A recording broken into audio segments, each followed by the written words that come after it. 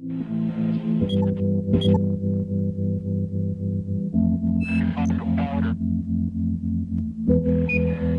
ناظرین، میں پروگرام میں پھر خوش آمدید کہتا ہوں. سلسلہ وہیں سے شروع کرتے ہیں اور بات ہو رہی تھی کہ الرجی ٹیسٹ کرانا ضروری ہے.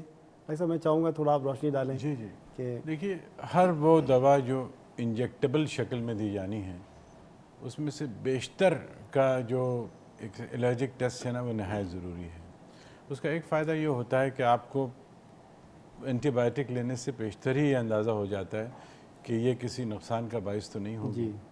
اچھا، اس کا ایک بڑا آسان سا طریقہ ہوتا ہے کہ جلد میں اس اینٹی بائیوٹک دوا کی ایک بڑی محلول جو کی شکل میں جو ہوتا ہے وہ ایک بہت ہی قلیل مقدار جو ہے وہ آپ کی جلد میں داخل کر جاتی ہے. یہاں ایک نشان پڑ جاتا ہے یا ایک آبلے کی شکل ہو جاتی ہے. اب اگلے 15-20 منٹ تک آپ اس آبلے کے سائز کو دیکھتے رہتے ہیں کہ اس کا ڈائیمیٹر کتنا بڑھتا ہے. اگر وہ ایک خاص حد سے تجاوز کر جائے تو یہ اس بات کا اشارہ ہوتا ہے کہ یہ اینٹی بائیوٹک اس مخصوص مریض کے لیے موزوں نہیں ہے. ٹھیک ہے. اگر وہ دائرہ یا اس کا ڈائیمیٹر جو ہے وہ ایک خاص حدود کے اندر رہتا ہے جو ایک سیف لیمٹس ہوتے ہیں تو آپ بلا تردد وہ اینٹی بائیوٹک مریض کو دے سکتے ہیں. لیکن کبھی کبھی دیکھا یہ بھی گیا ہے کہ آپ نے کوئی اینٹی بائیوٹک لی یا اس کا ٹیسٹ ڈوز دیا، اس کو ٹیسٹ ڈوز کہتے ہیں جو جلد میں دیا جاتا ہے، اس کے ساتھ ہی بہت سی ایسی چیزیں سامنے آنا شروع ہو گئیں جو آپ کے لیے متوقع نہیں تھیں. جیسے جسم میں خارش ہونے لگی، دانے نکل آئے بہت سے، اور سانس میں دقت ہونے لگی. اگر ایسا کوئی اشارہ ملتا ہے تو پھر اس کرٹیکل ٹائم کے لیے جو ہے وہ انتظار کرنے کی بھی ضرورت نہیں ہے. آپ یہ یقین کر سکتے ہیں کہ یہ اینٹی بائیوٹک نقصان دے گی اگر دی گئی تو اس کی یہ افادیت ہے.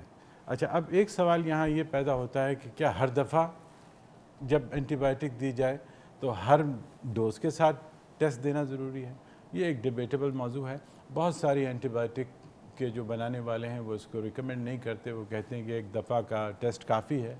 لیکن بعض پینسلن کی اینٹی بائیوٹک ایسی ہوتی ہیں جہاں اب یہ ریکمنڈ کیا جاتا ہے، یہ سفارش کی جاتی ہے کہ آپ جتنی دفعہ بھی وہ دوا دیں ہر دفعہ اسکن الرجک ٹیسٹنگ کریں. آپ نے بہت اچھی بات بتائی اور لوگ بھی سننا چاہ رہے ہوں گے یہ سب باتیں. لیکن اب سوال یہ پیدا ہوتا ہے کہ کیا ہمارے معاشرے میں الرجک ٹیسٹ اتنا عام ہے یا اینٹی بائیوٹک پرسکرائب کیے جا رہے ہیں پرسکرپشن پہ لکھ کے؟ نہیں، دیکھیے، اب یہ تو ایک پروٹوکول ہے، یہ تو ایک طریقہ ہے جو بنانے والے نے اینٹی بائیوٹک کے وضع کیا ہے. اس کو تو لازمی عمل درآمد ہونا چاہیے. کیا اس پہ عمل پیرا ہیں؟ دیکھیے، میرے خیال میں جو سند یافتہ فزیشنز ہیں وہ تو بالکل اس پہ عمل پیرا ہیں، اور میرا خیال ہے کچھ اچھے اسپتالوں میں تو اس کو ایک معیاری پروٹوکول بنایا ہوا ہے. لیکن ہو سکتا ہے ہماری جو بہت ساری رورل پاپولیشن ہے، یہ دیہی آبادی ہے، وہاں دوسری چیزوں کی طرح اس کا بھی آزادانہ کہ کون وقت ضائع کرے 10-15 منٹ. جی ڈاکٹر صاحب کے ہاتھ میں بڑی شفا ہے، بس یہ جو لگا دیں گے یہ ٹھیک ہو جائے گا. تو یہ ہماری دیہی آبادی میں یہ بھی ایک بہت بڑا گمبھیر مسئلہ ہے. آپ سمجھتے ہیں یہ بات؟ بالکل.